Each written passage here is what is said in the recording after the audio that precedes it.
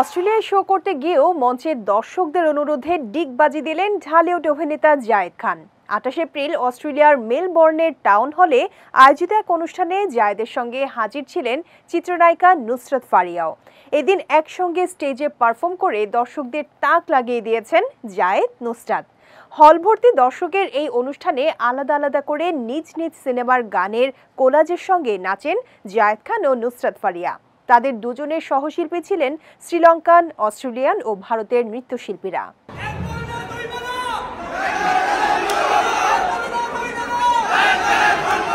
অনুষ্ঠান শেষে জায়েদ খানকে ডিগবাজি দেওয়ার জন্য দর্শকেরা চিৎকার করে অনুরোধ করলে তাদের আনন্দ দিতে স্টেজে একবার ডিগবাজিও দেন বলে জানিয়েছেন এই অভিনেতা। এই প্রসঙ্গে অস্ট্রেলিয়া থেকে দেশের একটি সংবাদ মাধ্যমকে জায়েদ খান জানান, স্টেজে দর্শকদের জন্য ডিগবাজির একটি আয়োজন করা হয়েছিল। ৩ জন দর্শক এতে অংশগ্রহণও করেছিলেন। তাদের মধ্যে যিনি প্রথম হয়েছেন তাকে পুরস্কৃতও করা হয়েছে। প্রথমবার মেলবোর্নে শো করতে গিয়ে সেখানকার বাঙালি দর্শকদের ভালোবাসায় সিক্ত হয়ে ঢাকাই চলচ্চিত্রের এই নায়ক বলেন, দর্শকেরা আমাকে এতটাই ভালোবাসেন যে অনেক ছেলেমেয়ে আমার ছবি টি-শার্টে প্রিন্ট করে সেটি গায়ে দিয়ে আয়োজিত অনুষ্ঠানটি দেখতে এসেছেন।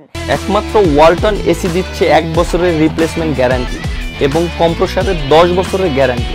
আমার সঙ্গে ছবি তোলার জন্য দর্শকদের আগ্রহ আমাকে সত্যি মুগ্ধ করেছে। আসছে 5 মে নুসরাত ফারিয়াকে নিয়ে সিডনিতে একটি শো করে এরপর 10 মে একসঙ্গে দেশে ফিরবেন, এমনটাই জানিয়েছেন এই অভিনেতা।